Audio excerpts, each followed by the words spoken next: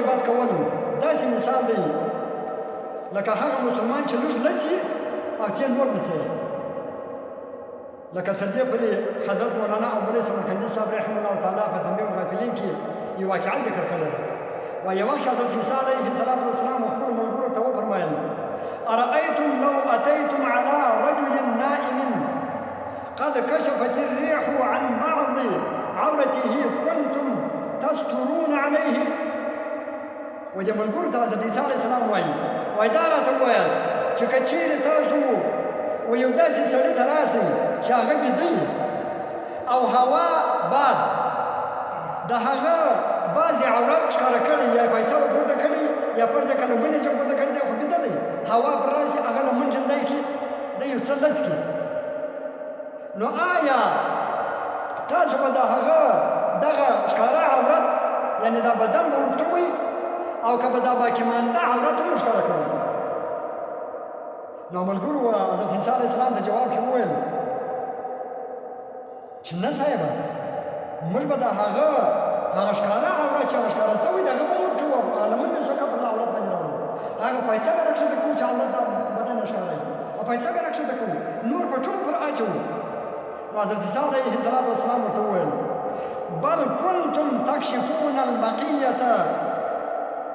چې بلکې تاسو به دا باقي مانده عورت هم ورښکاره کړئ. نو ملګرو ورته وویل چې سبحان الله موږ به څنګه د هغه باقي مانده عورت ورښکاره کړو بلکې موږ به د هغه ښکاره عورت هم ورپټوو.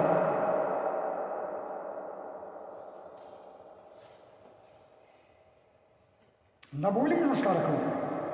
نو بیا په آخر کې حضرت عیسی علیه السلام ورته وفرمایل أليس يذكر عندكم الرجل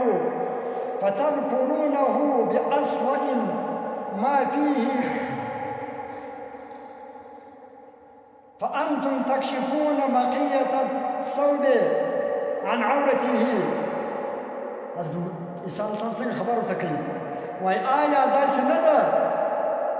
چې په یو مجلس کې ستاسو په مخ کې د یو چا تذکره یعنې غیبت کېږي هغه یو غیبت یاد کړي په مجلس کې او ته پکې ناست یې نو تاسو د هغه عیبونه بیانوئ کوم چې په هغه کې یې یعنې هغه عیبونه باندې چې دی خوا به بدی او په دې کې یې نو ګاه کې د هغه په دې غیبت کولو سره تاسو د هغه باقي مانده عورت هم ورلڅئ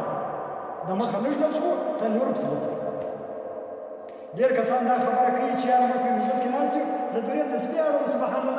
الله وایم په دې سبحان الله ولاکه خدای خطا بسې ظالمه پر تا دوه شیان فرض دي په دا مجلس کې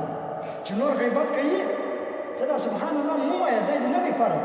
ته دا کسان د غیبته باندې چې ظالمانو غیبت مه کوئ پر دا خورو نجس خورو مه کوه دا غیبت ولې غیبت کوې نور مجلس نشته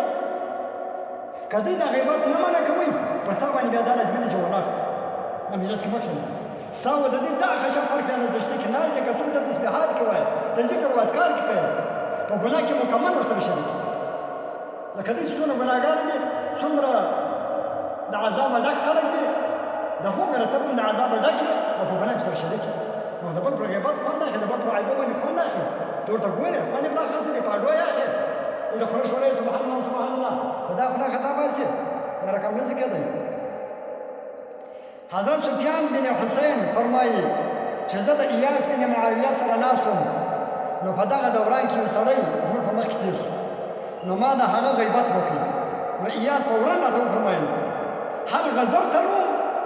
آیا تا د روم د کافرانو سره جهاد کړی دی؟ ما ورته ویل یا ما د روم د کفارو سره جهاد نه دی کړی. وایي بیا یې ما ته ویل هل غزوت ترک آیا تا د ترک د کفارو سره جهاد کړی دی؟ ما ورته ویل یا ما د ترک د کفارو سره هم جهاد نه دی کړی. وایي بیا یې ما ته وویل سلم منک الروم وسلم منک الترک ولم یسلم منک اخوک المسلم چې ګوره د تا څخه د روم او د ترک کافران سالم پاتې شوي دي لیکن خپل مؤمن مسلمان ورور محفوظ نه درڅه پاتې شوی چې دا غیبت وکړي. دا سفیان بن حسین وایي چې بیا ما په ټوله زندګي تر ننه پورې ما بیا د چا غیبت نه دی کړی. هغه ویل که ته دی نرې د کافرانو سره وژنې ته مسلمان په مخه راوسته